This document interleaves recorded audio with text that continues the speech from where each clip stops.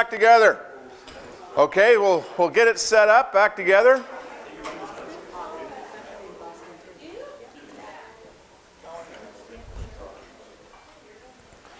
All right. So here's what we're going to do.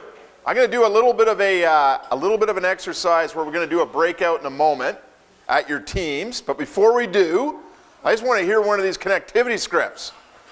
Right? So Sandra, you're going to go for it, right? Yeah, you're going to go for it. So there we go. All right. So let's set this up. I'm going to play the role of am I a prospect? Am I? You're a prospect. I'm a prospect. Okay, perfect. So we're going to go through it just like Pearson did yesterday, and I'm going to give some feedback to Sandra with your help. All right? So you ready to go? As ready as I'll be. Okay, I'm going to pick up the phone. Here we go. Good morning. This is Dave. Good morning. My name is Sandra Harser, and I own a company called Bright Ideas. Sandra, what can I do for you in Bright Ideas today? Dave, I just want to call and congratulate you, as I understand that your company is celebrating its 10th anniversary next year. This is quite an achievement, and I'm wondering how you plan to promote this within your company and to your marketplace. Well, we're pretty excited about it, Sandra. We're really excited. So help me out here. What does this have to do with your company? Okay, Dave. Well, I'm calling you because our company specializes in helping corporations devise a plan for branding items as commemorative gifts to celebrate this milestone. I would very much like the opportunity to spend some time with you to learn more about your company and be able to put together a customized plan of action. How is your schedule this Tuesday at 11 or next Wednesday at 2? Okay, we're at a roll. What do you think, team?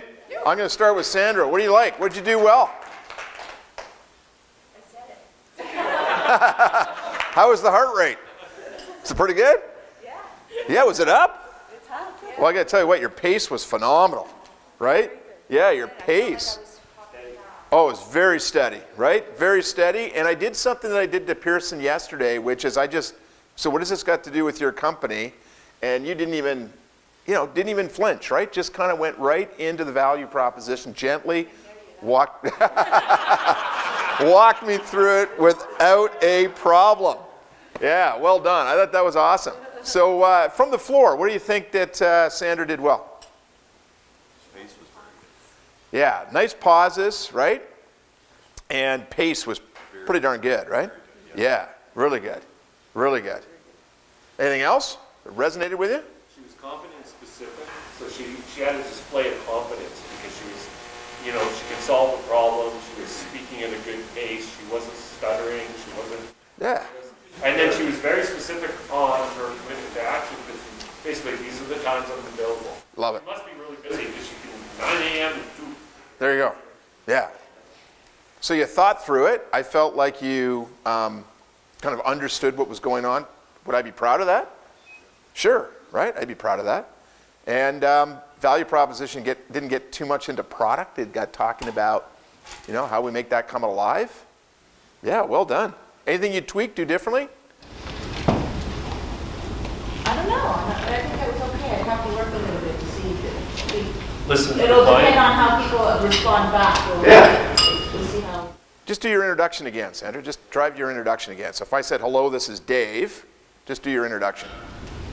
Good morning. Should I say Dave? Yeah. I should, huh? Yeah. Okay. Good I think- morning, Dave. My there you name is go. Sandra Harser, and I own a company called Bright Ideas. What do you think? So the first time, didn't get the name in there, right? That's cool. You get the name in there, and if you get the name in the second spot, is that demonstration of preparation, right? Where you can kind of bring that name, Dave, hey, congratulations, I understand, right? You can drive it in there a couple of times. Good exercise? I like the fact that she throws in owner. Right away, it separates her from other people calling. She throws in owner. Very nice. Yeah. Yeah, you like that? I like that. Because now you're at a different level when you're calling someone. Yeah. You as the owner, right? You as the owner, operator, or president of your company, right? Yeah. All those things, doesn't matter, right? Yeah, I really like it, Okay.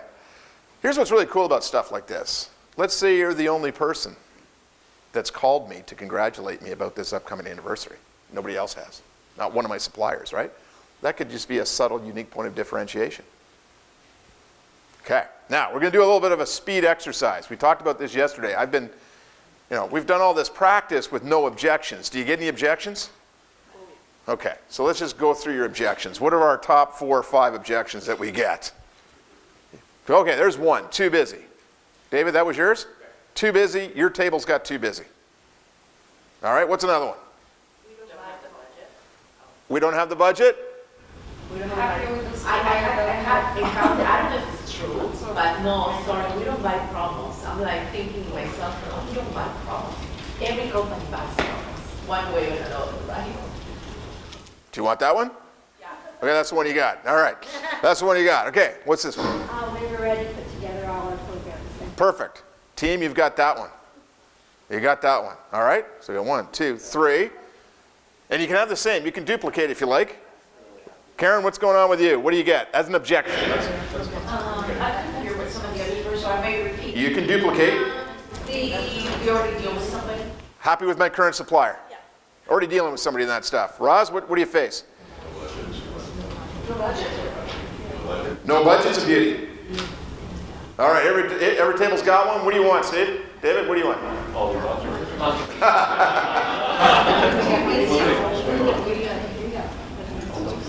All right. Happy with the supplier.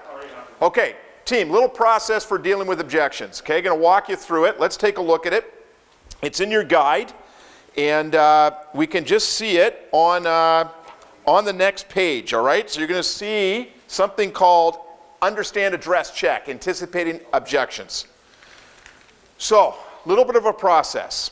What do people want to feel if they object? If they're kind of saying, I'm too busy to meet with you, or I'm happy with my existing supplier, what do they want to feel from a salesperson in that moment?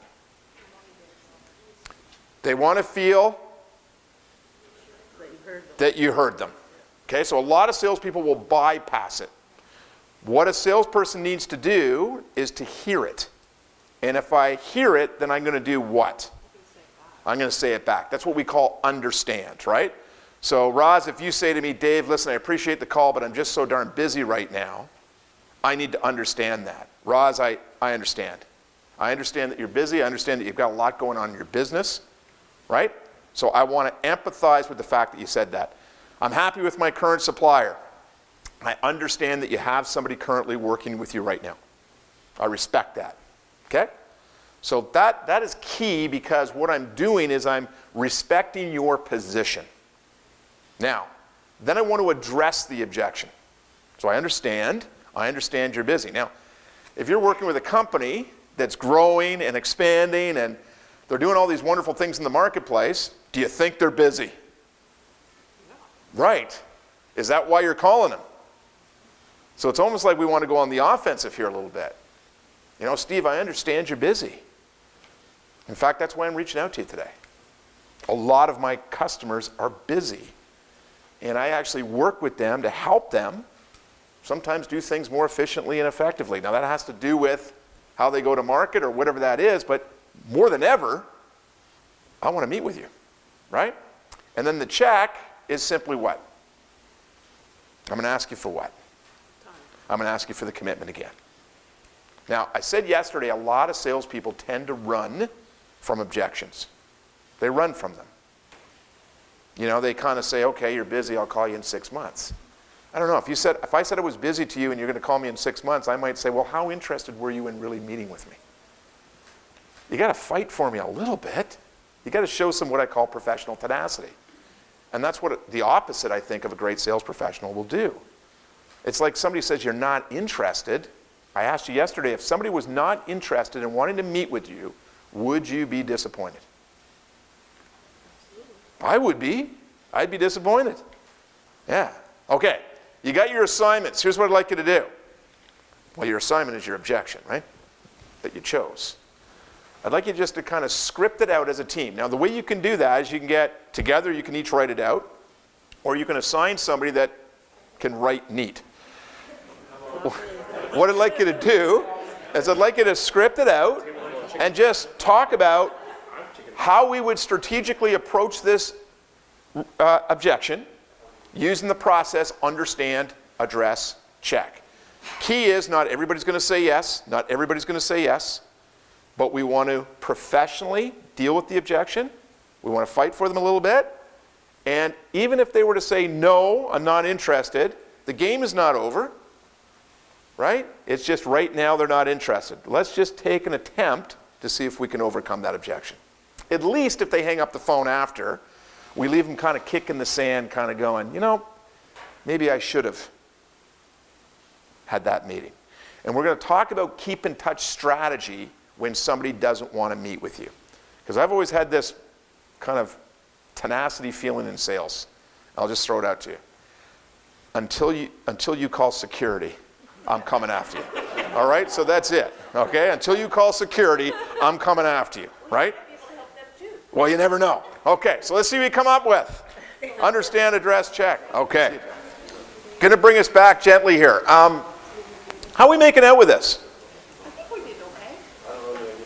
It's hard. It is hard. But here's what I think happens, right? I think we sometimes start to make this stuff up in the moment. Anticipating objections is about knowing what some of that resistance is going to be and being well prepared to deal with it professionally.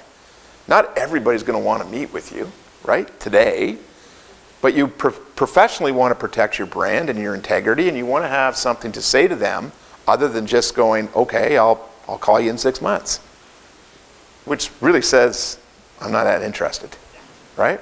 Anybody want to take one of these on? Anybody want to go for it? Yeah, what's the objection, Steve? We came up with, we'll do that one. We came up with one that we hear, just send me some catalogs. So send me out some stuff.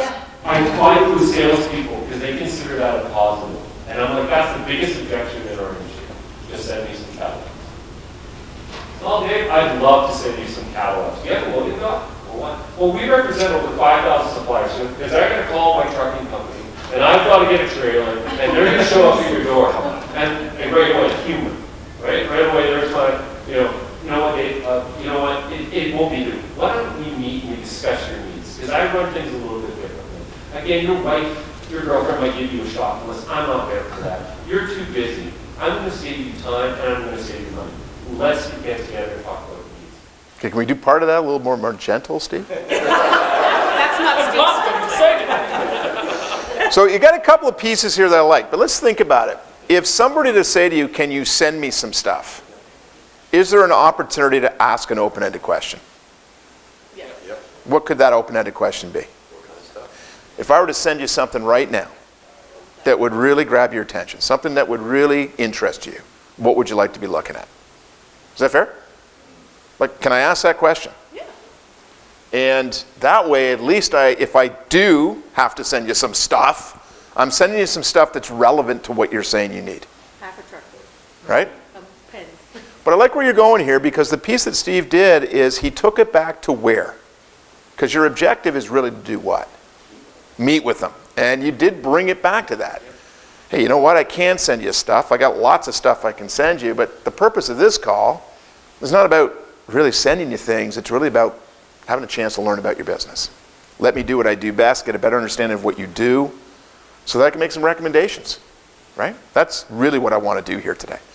So I'm not here to sell you some stuff today. I'm really here just to get to know your business so I can make some recommendations. I think there's a big difference between those two things, don't you? Yeah. So you got some nice pieces in here. Be careful with the girlfriend and the wife and all that kind of stuff. Okay, there you go. All right. All right. There you go. Now, nice one over here, Karen. I like it. Okay. I do. This is where I say, hey, Karen, I appreciate your call. We have a supplier, and I'm quite happy with them. That's great, Dave. I know how difficult it is to find a strategic partner who's reliable, provides innovative, measurable campaigns to meet your objectives. Since we made this connection, would you object to me touching base with you another time? What do you think? Yeah. Now, the front piece of this is kind of cool, because she's not beating up the current person. She could be putting some doubt in my mind. These guys aren't a strategic partner. What, are you kidding me? Right? You could be, right? There is an emotional connection, and here's the emotional connection. And this will happen to you as well, team. Whether somebody in their relationship likes you or not, I will guarantee you they will always tell your competition that they're happy with you. So sometimes they'll say, hey, we've got a supplier, and they'll kind of go, and we're happy with them because even if they're not, they're kind of going, I don't want to tell you that I'm not happy with them. But I like that front end piece. Now the second piece is one that I kind of use. It's what I call social evidence. Let me ask you this question. Social evidence or story selling. How many of you have actually had an experience where you have a customer who was a prospect, who was happy with their current supplier, but they're now working with you? So you've had that happen, right? So they were working with somebody, they were happy with somebody, they're now working with you. So technically what they did at some point is they gave you a chance to come on in. Is that fair? They gave you a chance to give them maybe a different look, a second opinion, get some further insight. That's what we call story selling. And you can use that. Karen could use that in the address. Hey, Dave, respect the fact that you have a supplier. It's important to have a strategic partner in your business.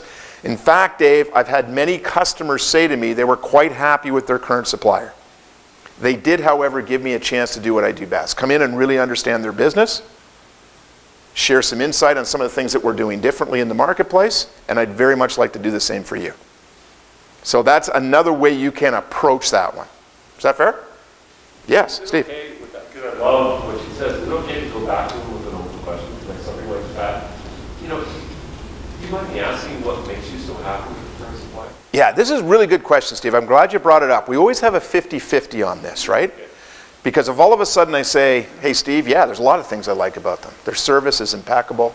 They get things to me on time. They've really helped us with some key initiatives. And so on your last order, do you sit down on a regular basis with them on a 6-month period, you know, to plan out the following events coming through? Yeah, in fact, we meet with them quarterly. You meet with them quarterly, great. Yeah. And what things do you discuss? Well, we talk about upcoming projects that we have, and we talk, so where I'm going with this is that, you see where I'm going? It's great, I see where you're going. It's a 50-50 because you could put doubt in my mind, but I could have an exceptional relationship with them, right? But now I leave, I have a 15-minute conversation with you. Yeah. I have a paragraph in my CFM of everything that they do for you. Yes. I've already done the research, so I have other contacts in your company, so that, you know, Yeah. I can contact the other one. And my last thing is, that's a great relationship. I really appreciate your time. If that relationship should ever wane, or if there comes a time that they can provide me something long, I would love the opportunity to discuss it. Love it. And so there's no kind of right or wrong on this. You could attack them many, many ways, right? Just keep in mind that a lot of people will protect their relationships. Let's just think about somebody if they asked you that, one of your customers, that question. If I said, hey, you know, your competition called me and I'm working with you. And what would you want me to say in that moment, right? I would want you to tell them who you are and how happy you are. Yes. That's what I tell them. Yeah. Because the one thing I find when they get the message is when you ask them specifically who they're dealing with. Right. If you ask them generically what makes them happy, they're less. And eventually it'll come out. So let's think about this question then. Let's think about this question, because this is a good one. If you don't ask the question about the specific supplier, but you asked it at 30,000 feet, and you said to me, hey, Dave, just out of curiosity, what is important to you in a relationship with a supplier that's helping you with your branding strategy? Now there's no emotion in it. I like that question. Now it's kind of like, well, here's some things that are really important to me. You know, I wanted to ask you that because that's an area that, right? And now you're in it. Perfect. Now you've removed the emotion of it. Opposed to saying, hey, Dave, what do you like about that supplier? Now I'm connected emotionally. So I think we got a piece of this. This is really good. So team, here's the place I'd like to land on this exercise. We're not going to script out the perfect result here. What I'd like you just to consider is always paraphrase back what you heard, think about what you're going to say, and check to see whether you've dealt with the objection by asking simply for the commitment to move forward. That's it. Now, is everybody going to say yes to us? We do know this: if we have a strong key influencer strategy with referral business, our probability for conversion is going to be very high to get in the door because we have that warm introduction. However, if our eyes are dropping on a company in the marketplace and we're calling them for the first time, we've done our research, the probability of conversion rate is going to be lower. But is it over if they're not interested right now? Not necessarily. So what do? We hang up the phone and I kind of say, I'm not interested, I'm happy with my current supplier, you've tried to deal with that, you can't, we politely say goodbye to each other. What do you do next? Send them a note. Yeah, when do you send them that, Roz? You just thank them for their time. Yeah, little touch point, thanking them for their time, reinforcing what you wanted to speak to them. Now let me ask you, team, do you have any things in your repertoire of what I call high-value touch points? What do you think I mean by that? So I'm not interested right now, but just a little high-value touch point, right? So it could be a gift, high value. Do you have any articles, things that you have, white papers about marketing, branding, anything like that? Do you have any of those? That's what I call a high value touch point. And it's just simply thanking somebody and then maybe sending that little article and saying, hey, I thought you'd be interested in reading this, Steve. You know, paragraph 2, whatever. And we're just periodically touching them with high value. Hoping that what? Yeah, our name is top of mind. How many of you have had somebody in the sales pipeline, sales cycle for 2, 3 years, and all of a sudden, boom, one day they called you? They probably called you because somehow you stayed present. You grabbed some mind share, right? You stayed present. And that's, you know, the formula of selling to me is a combination of skill and will. Your capability and your tenacity. You get both of those going, you're in a pretty good spot. Jack? Yeah, David, in that follow-up, would you also confirm, do you mind if I stay in touch? And I'd love to have an opportunity to call you 2 months down the road, 3 months, and if they say yes, great. And then at that time, inevitably, with what has happened, I'm glad you called because I want to give you a shot here with this. Yeah. And I can't believe the number of times that happened. Yeah, absolutely. I think that's just, I call it professional tenacity, right? You're just hanging around, you're asking permission. But anytime you can kind of send somebody a little touch point, something of value that is educational or something they can read, you're just hanging around, right? You're just hanging around. I love it. And then you're staying in touch. I mean, I would imagine all of us in this room have won that opportunity where we said, wow, 2 years have been invested in this. And finally they say yes. Well, that's just professional tenacity. That's just staying in touch. Now, what would be a low-value touch point? Because salespeople do this, and they're notorious for it. What do? You call back in 6 weeks, and what do you say? Hi, it's me again. Yeah, just touching base. Just wanted to see if anything's changed. No, nothing's changed, man. We're still happy with our existing supplier. So that's what happens, right? Those are low-value touch points. Salespeople are notorious for doing that. Just thought I'd check in and see if anything's changed. Hey, it's just me again, just wanted to check in. Well, there's no value in that, right? So it's making sure that that touch point is of value to your prospective client. Good exercise? Professional tenacity. The understand address check came back to haunt me a number of years ago. And it was actually when my daughter Cass wanted to get her license. She came to, this is a number of years ago. She's always stealing my sales stuff. Never believed that she would have gotten to sales, and she did, right? She's 16, and she comes to me on her 16th birthday, and she wanted to get her license, her driver's license. So she goes off, gets her license. Then you got to drive for about a year till you're 17, then finally get some independence. But I think it's by the time you're 18, you can take it out there, right? With nobody in there, you can just go. So she comes to me when she's 18, and she goes, Dad, I need a favor. Big one. I said, what's that, Cass? Been invited to a girlfriend's cottage for the weekend. Like, we're 5 days out, and we got a problem. One of the girls that was going to drive us up can no longer get a vehicle. We got a lot of stuff, Dad. There's 3 of us. And we're meeting 2 of my girlfriends up at their cottage. I need your truck. Can I borrow it? And I said, no.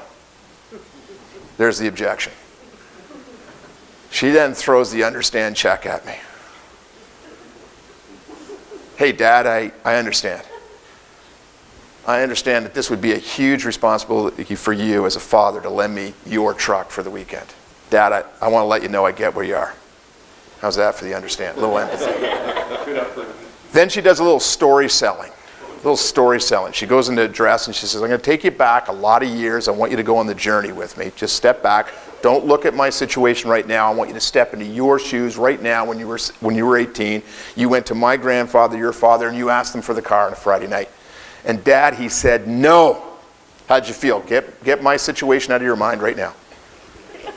I said, well, I felt a little like he didn't trust me. Felt a little embarrassed that I couldn't get the car. I hear you, Dad. And then she hits me with the check. So what do you think? Is it time? Is it time that your little girl demonstrated to you that she's a responsible young woman? And I said, no. I didn't say it was always going to work, right? I didn't say it was always going to work. That's it. So a little understand address check, okay? So team, be prepared for the resistance. That's all I'm asking you to do. Professional tenacity. Protect the brand. Not everybody's going to say yes, but people will remember you for your effort, and they'll remember you for your commitment to follow up with them, right? That's the key. A lot of salespeople run from opportunities. So that's the piece. Yeah, David. What's that? I didn't get the truck, no. I stood firm. Yeah. Jack. When that professional tenacity takes hold with a perspective, Yes. and they then are able to project out and say, this is the kind of guy I want fighting my corner. Yes. That's when product is being negotiated, when things are being delivered, and if you show that tenacity, you're That's it. then going to say, maybe this guy's a little better, and that might show contrast to who they have. I love it. So I think what I'm hearing here is that a byproduct of your behavior, if you're well organized and you're showing up on time to a first meeting with a prospect, they're probably looking at you going, this person's probably well organized and will show up on time when I'm in a relationship with them. If I'm dealing with a salesperson that has that professional tenacity and that non-give up, this is kind of the behavior they probably have when they're working with their clients. So you're demonstrating that byproduct of who you are in that moment, right? I love it. Yeah, really good. Okay, now we've built a couple of scripts. I'm hoping that the work that you did in this workshop does not get lost in the handout, right? Because a lot of stuff when people come through learning workshops with me, ultimately it gets lost in the handout. How many of you did, for this exercise, build a connectivity script for a real prospective customer that you would like to meet with? Okay? So you did the work. This has got procrastination written all over it, right? You've got to now take that work and go, right? And just think about this. Think about that prospect right now. They won the lotto. I asked you to think about one person that you wanted to reach out to. And you thought about that person. It's almost like you could say this to them. You call them and you go, I was in this workshop with this guy and he gave me some homework. He said, I want you to think about one company in the marketplace that you would like to meet with. And I thought of you. Imagine that. That's a great script, David. That's not bad. I had one company I could think of and I thought of you. That's not bad. I could use that too. It's pretty good. Right. And then if they give you the objection, you can say, hey, no problem. I already walked through this one. Or you could say, look, can you give me the, I'm happy with my supplier because I only had a chance to practice that one, right? There you go. All right, so whatever you want to pick. Okay, now yesterday we talked about some fundamental steps that a professional salesperson would go through when they're meeting with a prospective customer or a customer. And I like to think about this as the customer interaction or the consultative investigation. But I'm primarily going in there. I've asked for this meeting, and my objective is to do what? Learn about their business. Can anybody remember those steps? Yeah.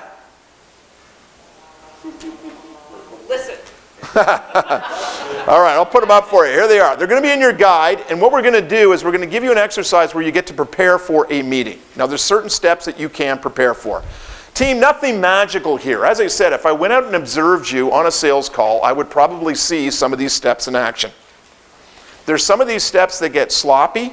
There's some of these steps that get missed, and there's some of these steps that we get into too quickly, okay? So let's just take a look at them.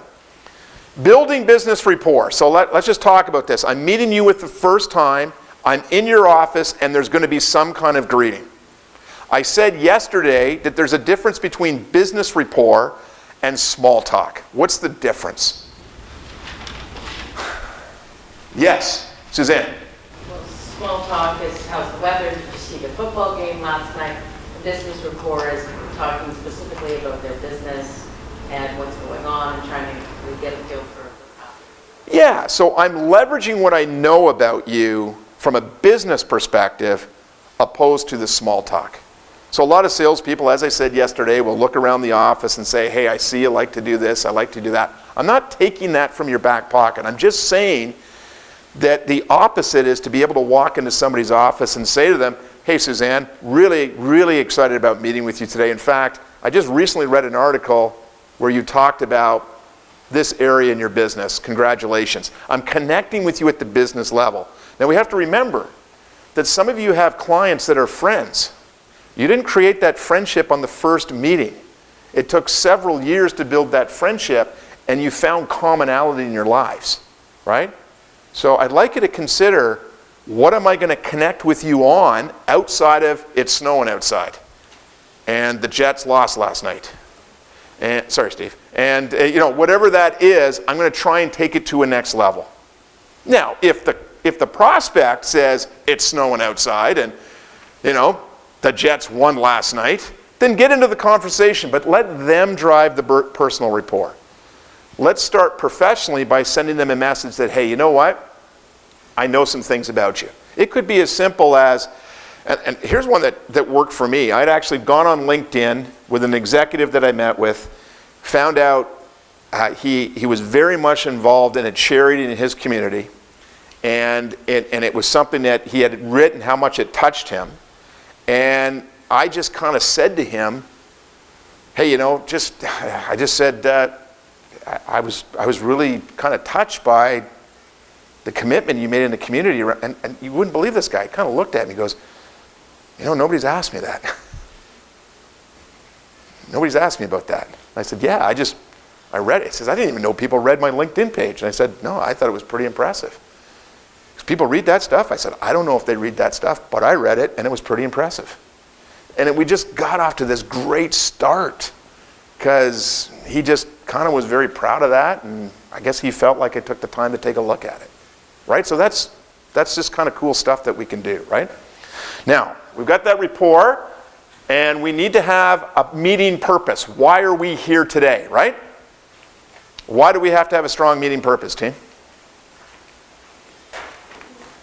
Set the context for what? What the meeting's about. But it should be aligned with what? So Sandra, your meeting's about what? Your meeting's about their anniversary, and your meeting's also about what? Celebrating. How they're going to celebrate that anniversary and how you could help them get there. So is it fair to say if Sandra met with me, she'd say, Dave, as per our call, the purpose of our meeting today is for me to learn more about your 10-year anniversary. It's pretty exciting what's going on in your company. And as I mentioned to you on the phone, I want to learn about that anniversary, how you're going to celebrate it, and share with you some ideas on how we could help you do that. Is that fair? Is that the purpose of the meeting? That's what I agreed to. What do you think? That's it. Now, gain customer commitment to participate.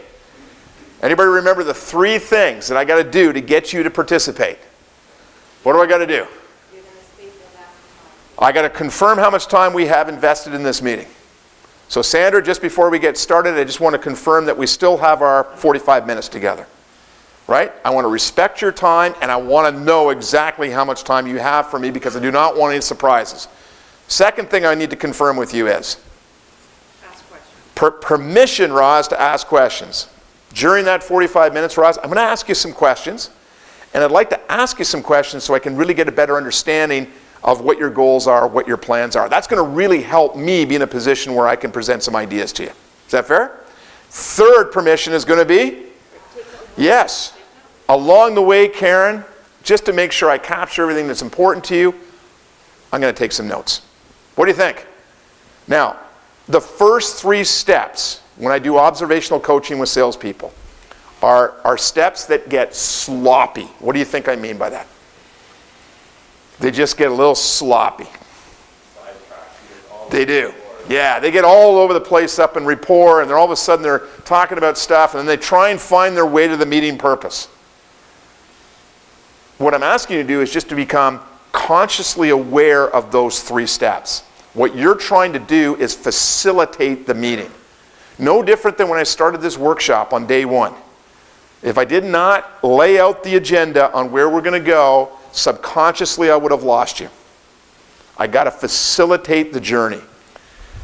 They did an interesting study at the Canadian Professional Sales Association around these 3 steps, and what they found was that customers would simply say this after a meeting: wow, did that salesperson ever respect my time? Wow, they really took the time to find out something about me. Wow, they asked me some really great questions, and they respected the information that they were capturing. And really what they were saying was, that salesperson that was doing that was creating a zone of comfort for that customer. Really cool stuff. Now, 4 is all about effective customer discovery, which is asking great questions. Now, I'm gonna kind of share with you, and you can kind of, you're gonna see this in your guide, and we're gonna prepare for it. But I'd like you just to drop your eyes for a moment on a little technique that I use in discovery on page 18. And I'm going to show you this, okay? Just take a look at it. This is a note-taking technique. How many of you are really good at taking notes? Okay. How many of you take notes? Okay, good. How many of you say to the customer, do you mind if I take notes, but then you don't take notes? I've seen that too. So you do that. What I found in my note-taking was not a bad note-taker, but I found it very difficult to decipher the story of what the customer was telling me. So I use what I call discovery quadrants. And there's 4 of them. So I literally take a piece of paper, and just before I begin to gather that information, I draw a line down the middle and a line across the center of the page. Now that's a little bit action-oriented. Sometimes it creates what? When the customer sees me do that. Yeah, and that's okay, because I want to look different and be different. And there's a little bit of I can see them get inquisitive. They're kind of looking at me going, this is weird, right? So then I break my quadrants into 4. The top, if you're looking at the notes, the top left here is the current situation. And what do you think the current situation is? It's a story. I'm asking questions, but about the current situation. What am I learning about? Where are they in their business right now? Now, what tends to surface in the current situation? That's it. Problems, challenges, opportunities for improvement. So that's what's going on in the current situation. So that's one discovery bucket that I want to explore. So when I'm taking my notes, anything that relates to the current situation is going to be captured in that bucket. Does that make sense? It's in that bucket, and I can see it. Now, at some point, I've got to transition to the desired future state. What do you think the desired future state is? Where they want to be. So what are their goals? What are their plans? What are their projects? Now, if I get this one and I get this one, I'm here right now in the current situation, and they want to be here. What's between those 2 points as it exists today? Look at my hands. What's between those 2 hands? I'm standing on this plateau, and I want to get to this plateau. What's between there? Yeah, so my job is to do what as a salesperson? From moving from there to there. I want to close that gap. Now in sales, we call that, or refer to this as the gap analysis. So I'm going to try and create this gap. You're here and you want to get here. My job is to create a solution that can help you close that gap. Does that make sense? Mm-hmm. Now here's the trick, team. Just before we close the gap, we're going to put some tension on it. Does that make sense? Just think about that for a moment. You're with a doctor, and the doc says, okay, I got the current state where you are with your health. You want to be here. And now they're trying to convince you of their solution to get there. But just before they convince you of that solution, they start to convince you that if you don't do anything about this, what's going to happen? Right? They're creating what I call urgency or tension for change. You see, a lot of people want to change things in their business or do things differently, but they need somebody like you, a consultant, to create that urgency. What if you don't change that? What if you don't do that? What kind of impact would that have on your business? We call that the gap analysis. Now I got the two boxes. What do you think this bottom left-hand corner is here? Decision influence group. I'm asking some questions about what? Who's going to help get you there? Whew, Raj, you're on fire. There you go. So who else is involved in that? Who else is concerned about that gap? Who else are you going to rely on? What I want to find out, is there anybody else in the business right now that I need to get to know to help with this? Because I want to get their buy-in as well to who I am and how I can help them. Now, team, I think a lot of people lose sales opportunities because they're not talking to all of the people involved in the challenge. Does that make sense? And then the right bottom corner is customer expectations. What do you think these questions are about? What are the solutions are they expecting out of what you're doing? Yeah, what's expected of us? So, if I said to Steve, hey Steve, what's important to you in a relationship with a partner that's going to help you with this? What are you looking for in that relationship with somebody that can help you? What I'm trying to find out, are there anything else that they would really value outside of the gap? So what happens if I said this? You said to me, Dave, what's really important to you when you're working with a partner that's going to help you on a project like this? To take this new product to marketplace, to kind of create the branding and the awareness. What's really important to you in a partnership today when you're working with people that are helping with these types of products? Here's my answer. I say to you, service. I'm looking for a supplier that really provides great service. Whew. What would you say to me, team? We can give you for service. Ross, give me your answer. We can give you great service. Okay. Anybody else? I would say, what is service? Okay, so what's the difference? You like it? Good one. Yeah. Okay, so the first one is typically where we'll go, Yeah. and we'll say, you kidding me, service? I got a t-shirt on right now that says service. Look at that, service, 24 hours. Look at that. What you asked me was a clarifying question. Hey, Dave, what does service mean to you? Well, Steve, what service means to me, I'm looking for a partner that, they can respond quickly. They can respond quickly to us. What does that mean? Anybody want it? What are you going to say? Anybody going to the t-shirt, respond quickly, or does anybody want to know something else? There you go. David, hey, tell me a little bit more about that. Expand on that a little bit. You mentioned service is important to you, but respond quickly. I need somebody to get back to me at a minimum within 48 hours on the status of where our project is. You like that? Now, what's an impact question? This is a cool question. You can do this as a neat way. I like to ask, this is what I call getting that tension for change. Impact question is, David, can you share an example with me where that didn't happen on a project and what kind of impact that had in your business? Now I got some pain. You like that? Now after I get all that, what am I going to do with it? Got all that, what am I going to do with it? Am I going to start presenting yet? What am I going to do? Offer solutions. Just before I go to solution. That's what I'm going to do. So Steve, let me just make sure I get this right, man. Service is important to you. What service means to you is responsiveness. Somebody getting back to you within 24 hours. In fact, you shared an example with me today where that didn't happen. And here was the impact on your business. Anything else that I need to know about service? No, we're good. Like that? Now, I am tempted to go to solution, but I got to hang on for dear life here right now. I don't want to go to solution quite yet. Now, what do you think of the quadrants? Like them? What happens if I'm in the middle of this meeting and I only got one of those buckets full? Not necessarily, Roz, because I can say what? I only got one bucket full. I better get on my horse and get to another bucket. What happens if the customer starts right off the bat and says, in 2018, we want to move our business there. Which bucket are they moving me to? Desired. Desired. Is it okay to stay with them there?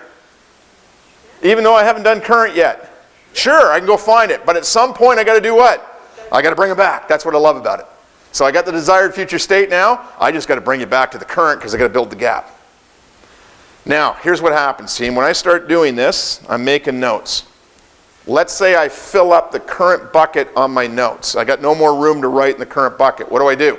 Trick question. Turn it over. Who said turn it over? I turn it over, and then what do? Draw down a line and across again. Now, at this point, sometimes what happens to me is people say some really crazy stuff. What do you think they say to me? That's what they say. What you doing? And what do you think I say? I'm taking notes. That's always got to be your first answer, Ross. Then they'll say what, David? I know you're taking notes. Then I'll share it with them. Then I'll just turn it and say, Roz, here's what I'm doing. You've helped me really, done a great job here. You've helped me understand where you are in your business today. You mentioned this, this, and this. You've really shared to me where you want to be. You've given me a really good idea of who you're going to depend on to help you get there. And you've also helped me understand what you expect of me. What do you think? And it lays out a beautiful picture. Now, if I send them a meeting, an email after the meeting, can I refer to those notes? And I can put it right back out there again. And sometimes I actually send the quadrants. Just type out the quadrants. People kind of go, looks different. They haven't seen this before. This guy's kind of weird. And that's okay, right? That's okay. So today we're going to practice using these quadrants. And it's going to feel a little weird when you're practicing using them. But it's a very powerful technique to get people engaged in what I call effective client discovery. Now, we know that step 4, let's just go back to it. Step 4 is discovery. Step 5 is understand the customer's priority needs. So we want to summarize, and we also want to get them to prioritize what's important to them. Step 6 is making our recommendations. A recommendation may not be us closing the product today, but it could be simply presenting a next step solution. Anytime we present solutions, we need to kind of present what's the impact of that solution, and finally we're going to ask them for a next step. Now these are the 8 steps. All this is a compass. You are doing a lot of this now. Is it fair to say, though, we sometimes skip a step? Okay, so here's your little test. Let's take a look at our 8. I mentioned to you that 1, 2, and 3 sometimes get sloppy. How many of you feel could tighten that up a little bit? To tighten it up, what you need to become is consciously aware of what you're doing in the moment. So on every sales call that you go on going forward, if I were to ask you the question as your coach, and I said to you, what is the purpose of this meeting today? You need to be able to articulate the purpose of this meeting. If I said, how are you going to connect with this customer today? How are you going to get on the same wavelength, leveraging business rapport and what you know about them? You need to be kind of knowing what you're going to say. Right? So those are the fundamentals of really tightening up 1, 2, and 3. Now, out of the 8 steps, which one of those steps would you invest 50 to 55% of your time in? You've got a 45-minute meeting. Which step would get 50 to 55% of your time? How many say step number 4? That is the step. How do you like that? So I'm always looking in a 45-minute or an hour meeting that this step would have in an hour meeting 35 minutes invested at a minimum. That sounds like a long time hanging around in discovery, right? But that's where I am working. Now, team, can I go, well, what step do you think salespeople get into way too fast, way too quick, real fast? Number 6, they go 1, 6. 1, 6, what do you think? That's what they do. 1, 6. Hey, nice to meet you, great weather out there. By the way, let me walk you through what we do. Right? Now, you can't go 1, 6. You have to go 1, 2, 3, 4. However, can you go 4, 5, 4, 5, 4, 5, 4, 5? Yes, you can. You can go 4, 5, 4, 5. I can be in discovery, summarize what I heard you say, go up and back into 4. Go down into 5, summarize, go back up into 4. I can go 4, 5, 4, 5, but I cannot go 4, 6. Now, why do we go 4-6? We're in discovery, and all of a sudden we want to go to 6. Why? Because you're not ready. Why, Karen? Well, I think two good reasons. One is enthusiasm. Oh, yeah. So you get excited because you're hearing things and you know you can help. There you go. Help yourself. Client serves it up on a silver platter. And you're like, oh man, forget that Dave Holt guy. I'm going to 6 right now. Right? Why not go to 6 at that moment? Because you don't know everything. We don't have it all on the table. I always think about summary and prioritize as an intersection. Before I enter in to explore solution, I need to have a green light from the client that says, yes, Dave, you got it. That's what we need to do. And at that point, I can go through there safely. But if I get too eager too early, two things. One, it may not be a priority need. Two, I may leave a lot on the table, right? So I want to make sure I've got it right first. And that's the patience of selling. Just then they're not with you on that journey yet. They haven't come, they haven't caught up to your enthusiasm. That's right. They're still thinking about some stuff. What happens when you summarize back your understanding to somebody? Hey, if I said, hey, Roz, just want to make sure I got this right. You mentioned this, this, and this. And as you hear me repeat what you said, what can happen? They think, Steve, they think of something else. That's what happens. When we summarize, there's two things going on. They're confirming, yeah, and then they're going, and there's also this. And that's what you're doing. And here's what people say to you, about you on 4 and 5. Boy, that person really asked some great questions. Boy, they really got me thinking about some stuff today. Wow, did they ever listen to what's important to me? That's what they're thinking right now. And that could be the unique point of differentiation between you and everybody else that walked in their office that day, right? There's our 8 steps. Here's what we're going to do before lunch. We've got 30 minutes to pull this off. Before we do, any questions on this? Yes. Solutions. Yes. Rarely am I in a meeting where I'm in a position to provide solutions. That's right. That meeting, so it's okay to skip that step. Now, Karen brings up a great step. Would you skip? So solution can also be, it's a solution or a recommendation. So give me an example if you were to skip it. What did you want to do? What would you want to do? Well, what I do say is that, once I reiterated what they're looking for, I have some things in my head that I think would be great. I need to go and do background work. So that's the solution. And then I, set up the next month. So let's just play it out. Here's what Karen's doing. So you're basically saying, Karen, you'd say to me, Dave, here's my recommendation on where we go next. What I'd like to do is I'd like to step back from this conversation. I'd like to go back and build out a bit of a proposal on how we would work with you. And be in a position to come back and make some recommendations on how we could help you accomplish that goal. So that's my next step. That's your solution. Yeah. Dave, the benefit of doing that will allow me to kind of think through this and come back and really tailor this specifically to what you said today. So I'd like to get that done in the next 2 weeks. Would we be able to set up our next meeting on this date? There it is. I'm through it. 6, 7, 8. Does that make sense? Yep. Now, Karen brings up a good point. Now she's coming back to make the recommendation to me.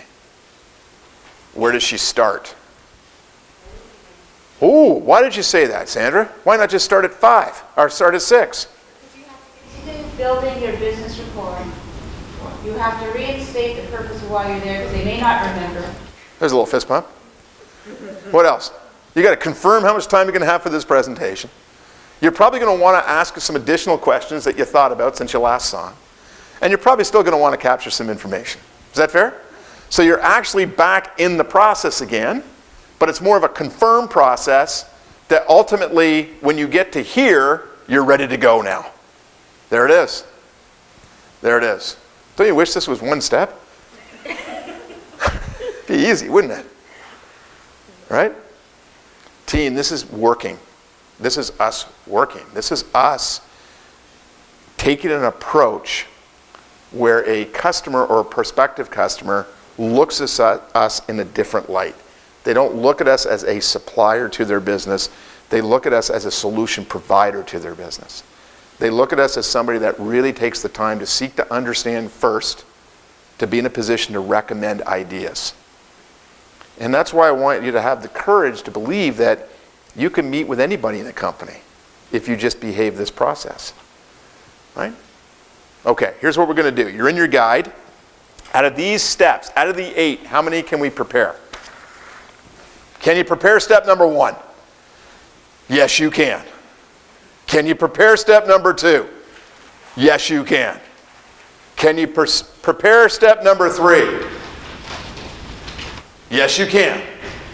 Well, you can outline the agenda, but what if you can't, what if they say you're not only 10 minutes? Then you've prepared.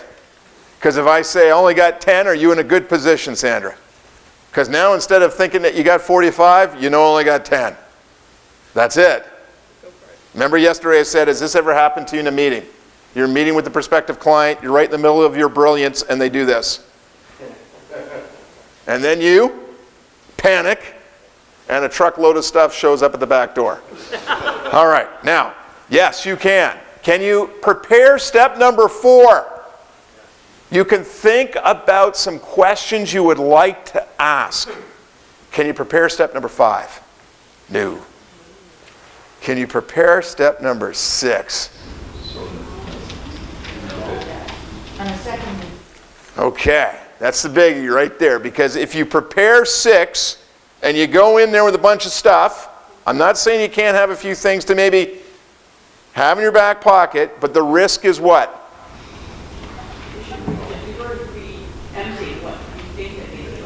I'm preempting what you think that you need. Yes.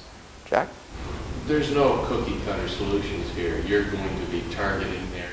That's it. So if I go in there and I take a bunch of stuff, I'm assuming you need this stuff. Now you're being a supplier Now I'm being a supplier. instead of being strategic. Right on. Now, saying that, is it fair to say that in my research, there may be some indicators that would suggest that having a few little ideas in my back pocket in case it came up is okay. But I'm only going to pull them out if I need them, right? Can I prepare 7? I don't know what the solution's going to be yet. I don't know what the benefit's going to be because I don't understand the needs. Can I prepare 8? Well, I don't know. I don't know. Now remember, team, I don't want you to be the sales prevention department. If they're standing there looking at you going, here's a PO, here's a contract, and you're going, hey man, like just... You're ahead of Dave said I hadn't did my 8 steps. So yes, there are times when you may do that. But the reality is, if we're attacking this as a consultant, what we're really doing is we're seeking to understand first so we can come back and make a recommendation, right? Now team, I know this happens to you all the time, right? And I hear the word quote. Somebody calls you up, can you give us a quote? And we send out a quote. How much time and effort does that take you to do that? But we're operating at what? The supply level. So even if somebody calls up and says, can you give me a quote? Can we use some of this stuff? Sure we can. Hey, love to give you a quote. Love to have the opportunity to quote on this. But hey, you know what? Just before we do though, do you mind if I just ask you a couple of questions? Yeah, what do you need to know? What are you doing with this stuff? Well, we want to do this, this, and that. And all of a sudden, everybody else is quoting, and maybe I'm digging around, causing somebody to think and go, hey, that's not a bad idea. And that could be my unique point of differentiation. Right? And it could take price out of the equation. Okay, so, team, here we go. I'd like you to prepare for an upcoming meeting. I want to imagine that you're going to go on a meeting. Okay? That's why I asked you to do that little bit of homework last night. Here's the pages you're going to work. Okay? You're going to see I've got the 8 steps broken down for you. Okay? So I'd like you to go to page 16. Page 16. I'd like you to think about the meeting that you're going on. Based on your insight about what's happening in their business, what is a way that you can connect with that business? How can you connect with that person? Step number 1. Step number 2 is, what is the purpose of your meeting? I'd literally like you, just for this exercise, to script it out. 2, in your own words, if you were to script it out, what would it sound like for you to gain customer commitment? In your own words. You'll notice that I use energy words like capture. Not just take notes. I want to make sure I capture everything that's important to you today. Just an energy word, right?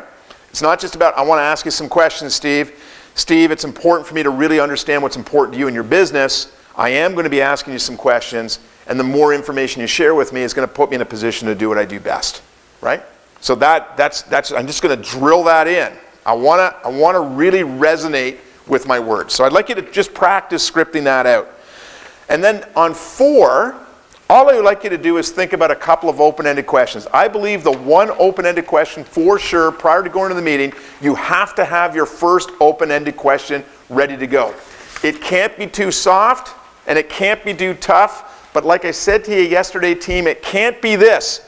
Tell me a little bit about your business. Somebody's going to hit security. The expectations today with the technology that we have available to is we know about the business. So Sandra, your first open-ended question is going to be, Dave, tell me about your 10-year anniversary coming up. Is that fair? Because that is the purpose of your meeting. And that's going to drive you in the place that you want to go eventually. Right? Sound good? So a little prep, you're going to do 1, 2, 3. You got the working pages. A little bit of 4. What are a couple of questions I can ask? And that's it. Work on that for about 15 minutes, and we'll get ready for lunch.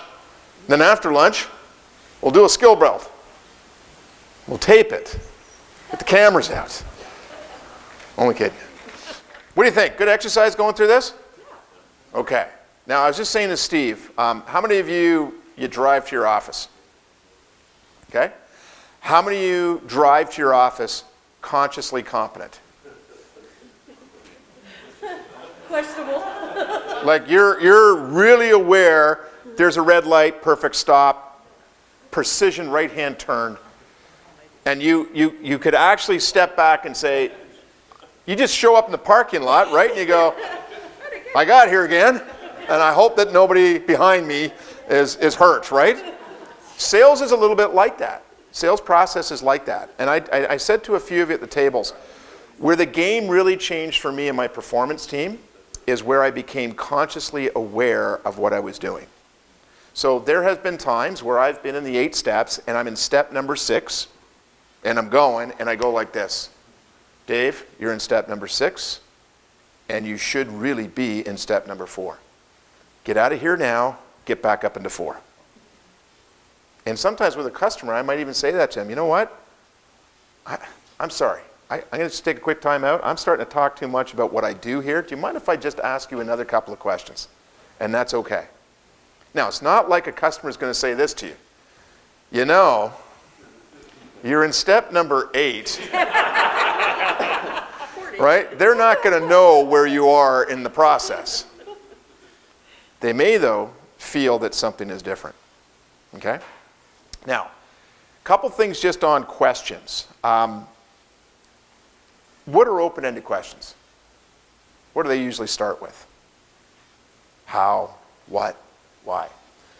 Some of the questions that are thoughtful questions, a thoughtful question should cause somebody to do what? If I ask a thoughtful business question, I know it's a thoughtful question because something will happen. What should happen? That's what will happen. If I ask a thoughtful question, it's going to cause somebody to think, compare, and predict. Now, even on an open-ended question of what, why, how, you can answer it with a one-word answer. However, if I change the word to describe, tell me, walk me through, paint me a picture, that can slow you down. If I said to you this, you've really given me a good idea of some of the things that you're planning to. Can you walk me through that strategy?